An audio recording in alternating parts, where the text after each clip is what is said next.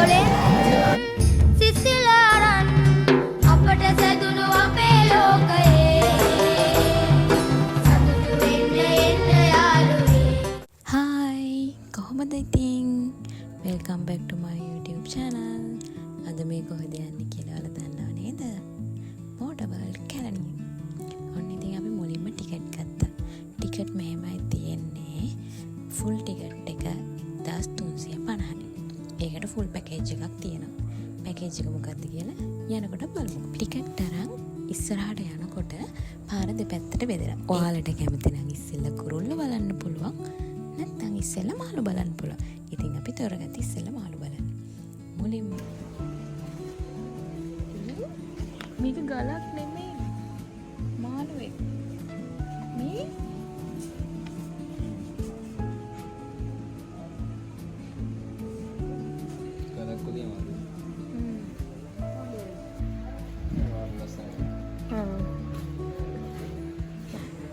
එක එක මාළු විශේෂ ගොඩාක් ඉන්නවා. එයාලගේ නමුත් ඒ වගේම විශේෂ. හරි ඔක්කොම මම කිව්වට අගයක් නැහැනේ. ඔයාලම බලන්නකො කොහොමද කියලා. වඳුරු මාළුවා. මං වගේ.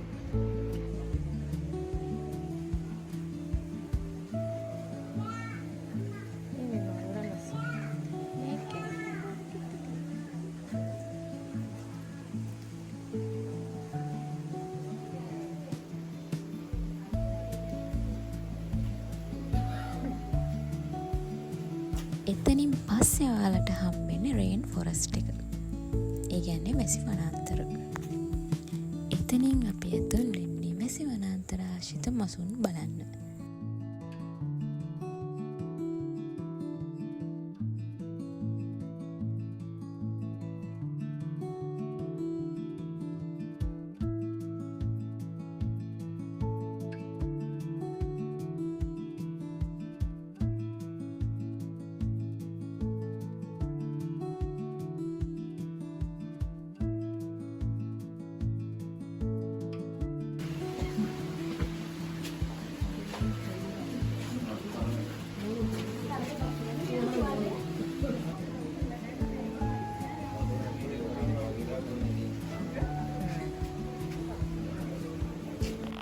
ඔන්න ළමයි මාළුවෙක්ගෙන් ඕන් 1000ක කරන්ට් එකක් වැදෙනකම ඔයාලා පිළිගන්නවද? මම පිළිගත්තෙත් නෑ. ඒ වුණාට මේ ඉන්නේ. ඊළඟට අපි දියැලකුත් පහු කරගෙන ඉස්සරහටම ගියා.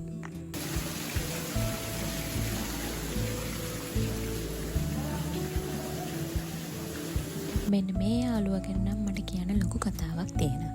ඒක මම පස්සේ දවසක කියන්න. ඊළඟට අපි ගියා සී වර්ල්ඩ් එකට. මේකේ තමයි මුහුදු මසුන් ඉන්නේ. මේ කැට්ෆිෂ් මෙයාලා ඔයාලා දැන්නමත් ඇති. මාබල් කැට්ෆිෂ්. එහෙම අපි ටිකටම ගියා. එතකොට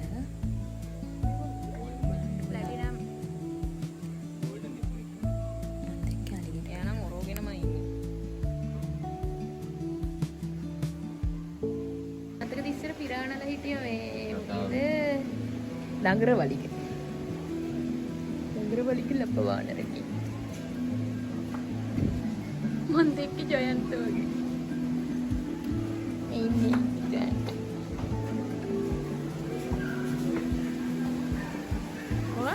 පිස්සු බෙදිය ඒ වරුඩාව තියෙන්නේ. දැන් පේනවනේ මං කිව්වේ බොරු නෙමෙයි කියලා.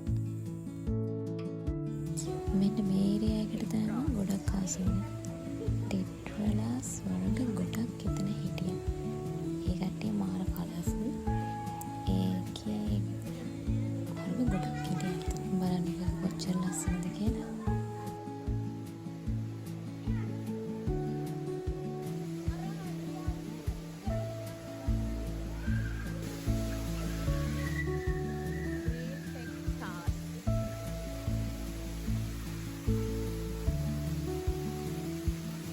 ඔන්න ළමයිනේ අපි හොම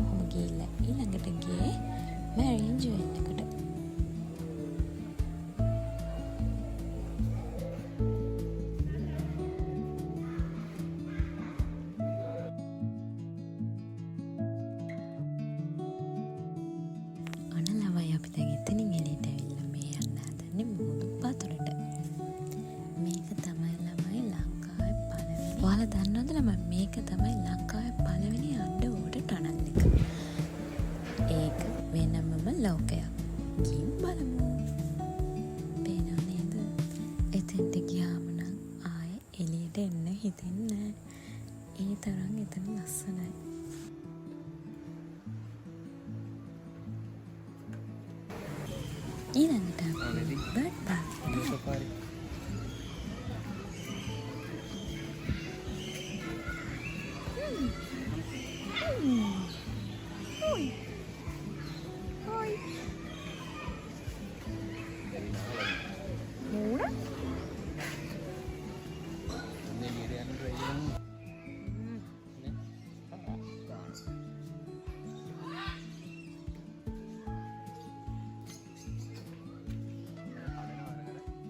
බර්ඩ්ස් පාක් එකට ගියාට පස්සේ ඔයාලට කුරුල්ල වර්ග ගොඩක් බලා ගන්න පුළුවන්. මෙන්න මෙයාගේ විශේෂත්වය මොකක්ද කියන්න බලන්න. පැස්පරා. මෙයා තමයි කුරුල්ලන්ගේ ලෝකේ ඉන්න විශාලතම පක්ෂිය. මටත් වැඩි උසයි පේනවනේ. මම මිටියේ කියන්නේ ගොඩක්. අපි දෙන්න මේ ඊළඟට ඇවිදගෙන යන්නේ කොහාටද කියලා දන්නවද?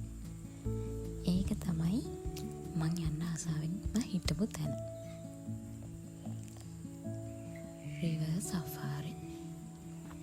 ඔයාලා ඒ කියන්නේ ඔයාලා ටිකට් එක ගන්නකොට ටිකට් එක මුලින් එක තැනකින් කපනවා. ඒ කියන්නේ 1300 ටිකට් එක. ටිකට් එකෙන් 500ක් මේ රිවර් සෆාරි. එතකොට රිවර් සෆාරි එක ෆුල් පැකේජ් එකට ඉන්ක්ලූඩ් වෙනවා. එතකොට ඔයාලා වෙනම ටිකට් එකක් ගන්න ඕනේ. යනකොට කට්ටියක් ගිහිල්ලා එක බෝට් රවුන්ඩ් එකක් ගිහිල්ලා ඇවිල්ලා නැවතුවා විතරයි. ඊට පස්සේ අපි අපේ ගමන ආරම්භ කරා. හරි මං කියුවා එතන. මෙතන ඉඳන් බෝට් එකක් අපි ලෝකෙ වටේම රවුමක් ගිහින්